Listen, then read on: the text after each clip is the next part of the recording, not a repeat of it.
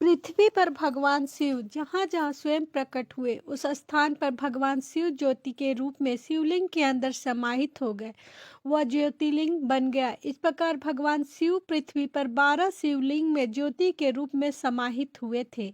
इसीलिए शिव पुराण में कुल 12 ज्योतिर्लिंग का वर्णन मिलता है।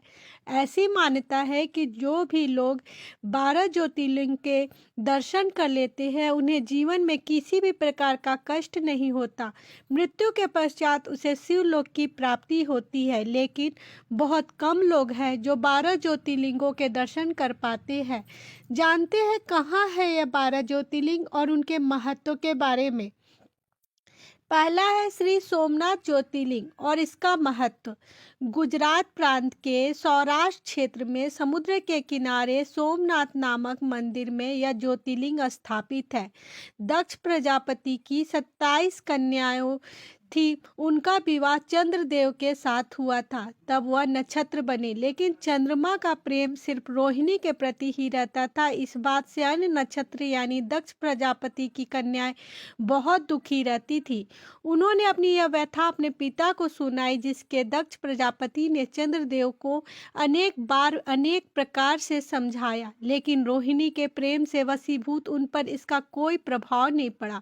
अंततः दक्ष ने क्रोधित होकर उन्हें क्षयग्रस्त होने का श्राप दे दिया। इसके कारण चंद्रदेव तुरंत ही क्षयग्रस्त हो गए और जिससे पृथ्वी पर उनका सारा कार्य रुक गया। ब्रह्मा जी ने कहा, चंद्रमा अन्य देवों के साथ पवित्र प्रभास क्षेत्र में जाकर मृत्युंजय भगवान शिव की आराधना करे।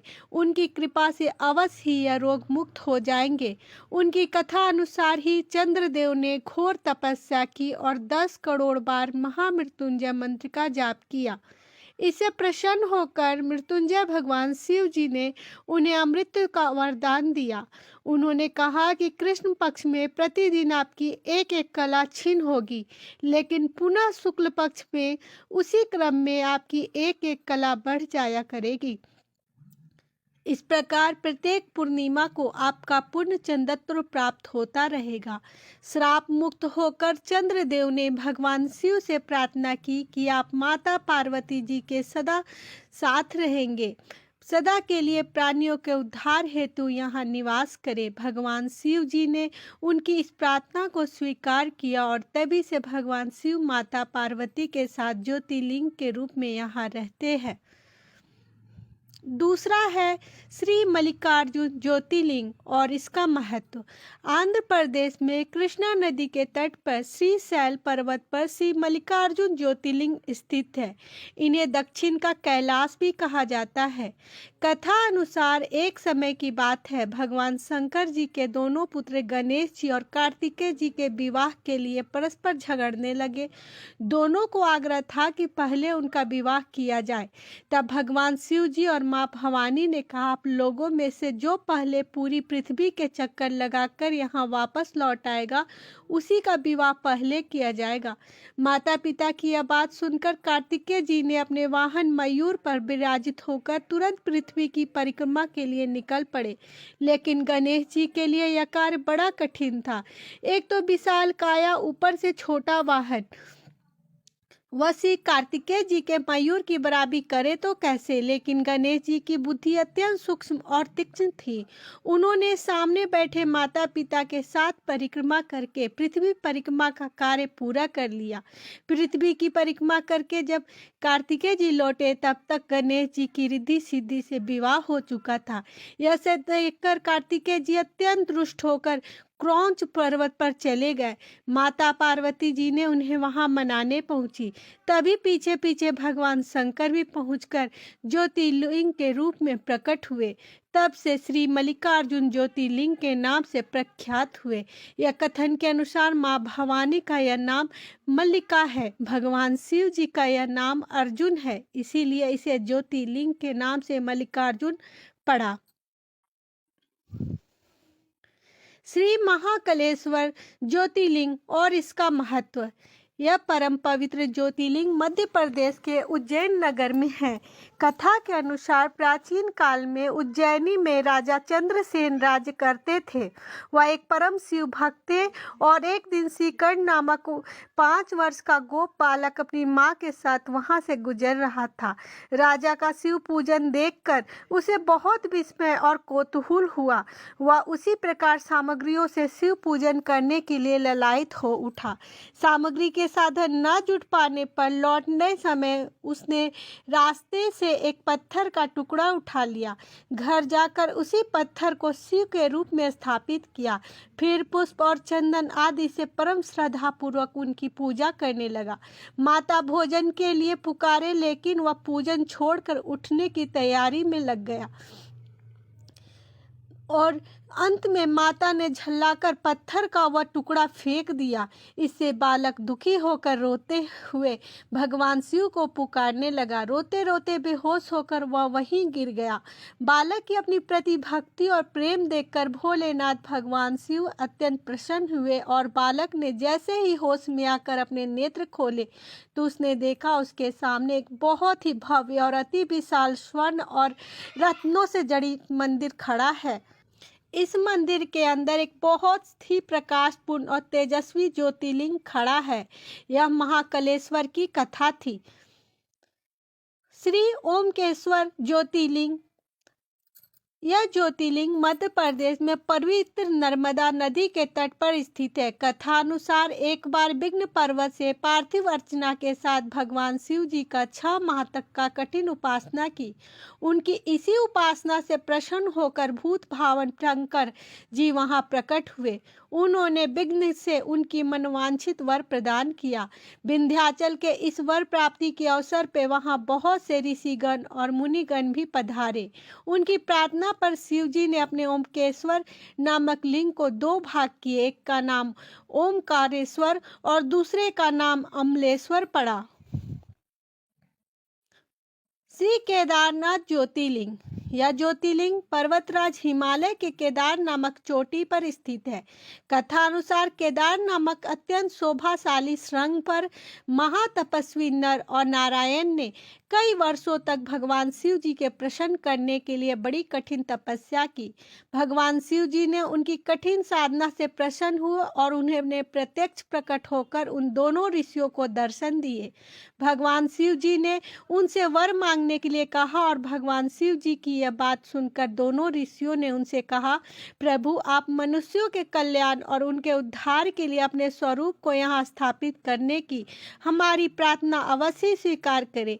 उनकी प्रार्थना सुनकर भगवान शिव जी ने ज्योतिर्लिंग के रूप में वहां वास करना स्वीकार किया। श्री भीमेश्वर ज्योतिर्लिंग और इसका महत्व। यह ज्योतिर्लिंग महाराष्ट्र के सह्याद्री की पहाड़ी पर स्थित है। कथा अनुसार प्राचीन काल भीम नामक एक महाप्रतापी राक्षस था और महाबली राक्षस राज रावण के छोटे भाई कुंभकर्ण का पुत्र था। उसने कामरूप के परम शिव भक्त राजा शूरसेन पर आक्रमण किया। उन्हें मंत्रियों और अनुचरों सहित बंदी बना लिया गया। इधर राक्षस भीम की बंदी गृह में पड़े हुए राजा शूरसेन ने भगवान शिव का ध्यान किया और वे अपने सामने पार्थिव शिवलिंग रखकर अर्चना कर रहे हैं। उन्हें ऐसा करते देख राक्षस भीम ने उसे पार्थिव शिवलिंग पर प्रहार किया, लेकिन उनकी तलवार का स्पर्श भी उस शिवलिंग से भी नहीं पाया। तभी उसके भीतर से साक्षात शिव जी वहां प्रकट हो गए और उन्होंने अपने हुंकार मात्र से उस राक्षस का वही जलाकर भस्म कर दिया। भगवान शिव जी की यह अद्भुत कृत्य देखकर सारे ऋषि मुनि और देवगण वहां उनकी स्तुति करने लगे। उन लोगों ने भगवान शिव जी से प्रार्थना की कि हे महादेव, आप लोक कल्याण, आप सदा यही निवास करें। भगवान शिव जी ने उनकी यह प्रार्थना स्वीकार कर ली और वहां ज्योतिर्लिंग के रूप में सदा के लिए निवास करने लगे और उनका यह ज्योतिर्लिंग भीमेश्वर के नाम से विख्यात हुआ। श्री त्र्यंबकेश्वर ज्योतिर्लिंग और इसका महत्व बताती हूँ। यह ज्योतिर्लिंग महाराष्ट्र प्रांत के नासिक से 30 किलोमीटर दूर पश्चिम में स्थित है।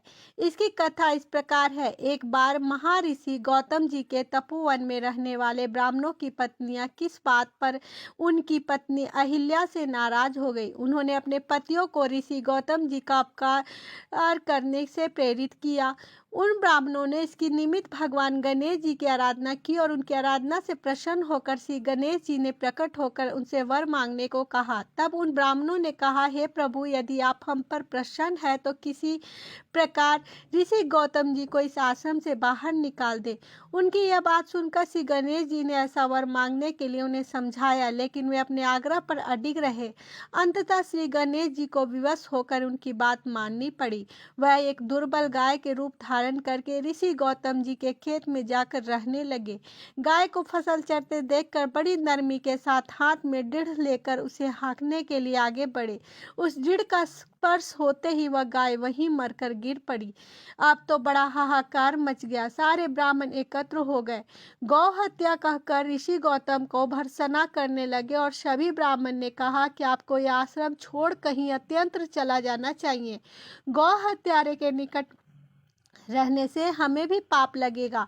विवश होकर ऋषि गौतम अपनी पत्नी अहिल्या के साथ वहां से एक कोस दूर जाकर रहने लगे, लेकिन उन ब्राह्मणों ने वहां भी उनका रहना दुर्भर कर दिया।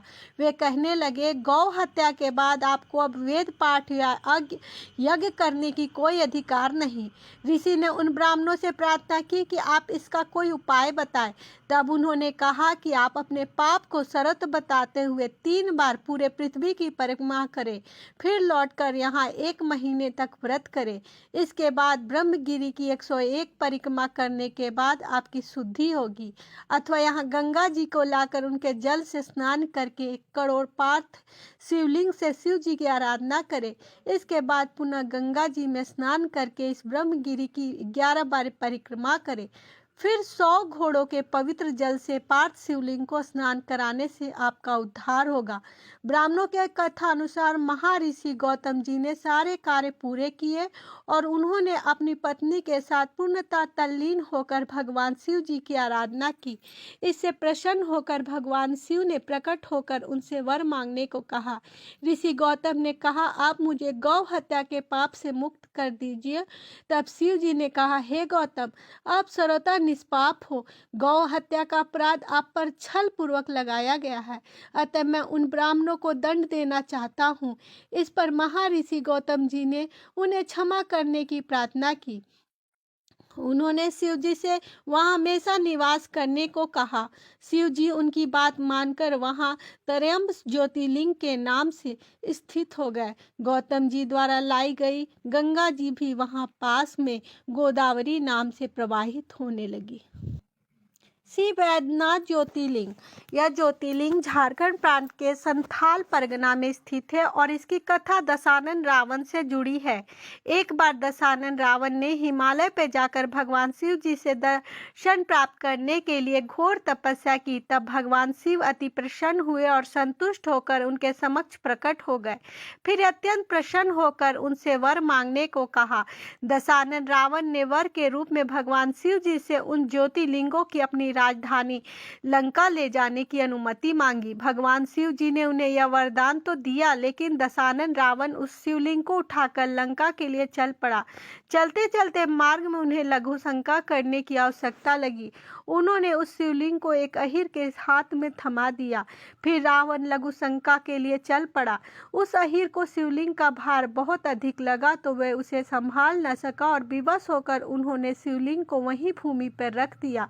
दशानन रावण जब लौट कर आया तब बहुत प्रयत्न करने के बाद भी उस शिवलिंग को उठा नहीं पाया। अंत में थक कर उस पवित्र शिवलिंग पर अपने अंगूठे का निशान बना दिया। अंततः उसे वहीं छोड़कर लंका लौट गया। यह ज्योतिर्लिंग श्री वैजनाथ के नाम से जाना जाने लगा है। भगवान श्री नागेश्वर ज्योतिर्लिंग।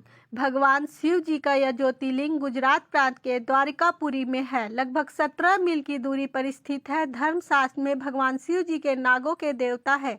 नागेश्वर का पूर्ण अर्थ है नागों का ईश्वर। भगवान शिव जी का यह अन्य नाम नागेश्वर भी है। इनकी कथा इस प्रकार है। सुप्रिय नामक एक बड़ा धर्मात्मा और सदाचारी वैश्य था। वह भगवान शिव का अनन्य भक्त था। उनकी शिव भक्ति से दारुक नामक एक राक्षस बहुत क्रुद्ध रहता था। एक बार सुप्रिय नौका पर सवार होकर कहीं जा रहा था। उस दुष्ट राक्षस दारुक ने यह उपयुक्त अवसर देखा। उसने उस नौका पर आक्रमण कर दिया और उसने नौका में सवार सभी यात्रियों को पकड़कर अपनी राजधानी में कैद कर लिया। सुप्रिय कारगर में भी अपने नियम के अनुसार भगवान शिव जी की पूजा आराधना करने लगा और उसने तत्काल अपने अनुचरों को सुप्रिय तथा अन्य सभी बंदियों को मार डालने का आदेश दे दिया। सुप्रिय उसके इस आदेश से जरा भी विचलित और भयभीत नहीं हुआ और एकाग्र मन से अपनी और अन्य बंदियों को मुक्ति के लिए भगवान शिव से प्रार्थना करने लगा। उनकी प्रार्थना सुनकर भगवान शंकर जी उसे कारगर में से चमकते हुए सिंहासन पर ज्योतिर्लिंग के रूप में प्रकट हो गए। उन्होंने इस प्रकार सुप्रिय जी का दर्शन देकर अपना पशुपति अस्त्र भी प्रदान किया। इस अस्त्र से राक्षस दारुक का वध करके सुप्रिय शिवधाम को चले गए। भगवान शिव जी के आदेशानुसार इस ज्योतिर्लिंग का नाम नागेश्वर पड़ा। श्री रामेश्वर ज्योतिर्लिंग। यह ज्योतिर्लिंग तमिलनाडु राज्य के रामनाथपुरम नामक स्थान पर स्थित है और इस ज्योतिर्लिंग की स्थापना मर्यादा पुरुषोत्तम भगवान श्री रामचंद्र जी ने की थी। इसीलिए इस ज्योतिर्लिंग को भगवान श्री राम जी के नाम से रामेश्वर दिया गया है। जब भगवान श्री रामचंद्र जी लंका पर चढ़ाई करने लगे जा रहे थे तब उन्होंने इस स्थान पर समुद्र के बालू से शिवलिंग बनाकर उसका पूजन किया था। श्री घृणेश्वर ज्योतिर्लिंग और इसका महत्व। द्वादश ज्योतिर्लिंग में अंतिम ज्योतिर्लिंग है। या घुसमेश्वर या खुसमेश्वर के नाम से भी प्रसिद्ध है। यह महाराष्ट्र में संभाजी नगर के दौलताबाद के पास स्थित है। इसकी कथा इस प्रकार है। दक्षिण देश में देवगिरी पर्वत के निकट सुधर्मा नामक एक अत्यंत तेजस्वी और तपोनिष्ठ ब्राह्मण रहता था। उनकी पत्नी का नाम सुदेहा था और उन दोनों पर परस्पर बहुत प्रेम था, लेकिन उन्हें कोई संतान नहीं था। उन्होंने सुधर्मा से अपनी छोटी बहन से दूसरा विवाह करने का आग्रह किया। सुधर्मा अपनी पत्नी की छोटी बहन घुसमा का ब्याह कर अपने घर ले गया। घुसमा एक सदाचारणी स्त्री थी। वह भगवान शिव जी की अनन्य भक्ति। वह प्रतिदिन 101 पार्थिव शिवलिंग बनाकर सच्ची निष्ठा के साथ उनका पूजन करती थी। भगवान शिव जी की कृपा से उसे एक अत्यंत सुंदर और स्वस्थ बालक ने जन्म दिया। धीरे धीरे वह जवान हो गया और उसका विवाह भी हो गया। अब तक सुदेहा के मन का कुविचार रूपी अंकुर एक विशाल वृक्ष के रूप में ले चुका था। अंततः उसने एक दिन घुसमा को पुत्र के रात में सोते समय मार डाला। उसके शव को ले जाकर उसने उसी तालाब में फेंक दिया जिसमें घुसमा प्रतिदिन पार्थिव शिवलिंग को विसर्जन करती थी। सुबह होते ही सबको इस बात का पता लगा, लेकिन घुसमा नित्य की भांति भगवान शिव जी की आराधना में तल्लीन रही। पूजा समाप्त करने के बाद वह पार्थिव शिवलिंग को तालाब में छोड़ने के लिए चल पड़ी। जब वह तालाब में लौटने लगी तो उस समय उसका पुत्र तालाब के भीतर से निकलकर आता हुआ दिखाई पड़ा। उसी समय भगवान शिव जी ने भी वहां प्रकट होकर वर मांगने को कहा। घुसमा ने हाथ जोड़कर भगवान शिव जी से कहा, यदि आप मुझ पर प्रसन्न है तो मेरी उस अभागिन बहन को क्षमा कर दो। आपकी दया से मुझे मेरा पुत्र वापस मिल गया। आप लोग कल्याण के लिए इस स्थान पर हमेशा के लिए निवास करें। भगवान शिव जी ने उसकी यह दोनों बात तो स्वीकार कर ली और भक्त घुसमा का आराध्य होने के कारण यहाँ घुमेश्वर महादेव के नाम से विख्यात हुए। इस प्रकार द्वादश ज्योतिर्लिंग की कथा संपूर्ण समाप्त हुई। जय श्री राम। ओम नमः शिवाय।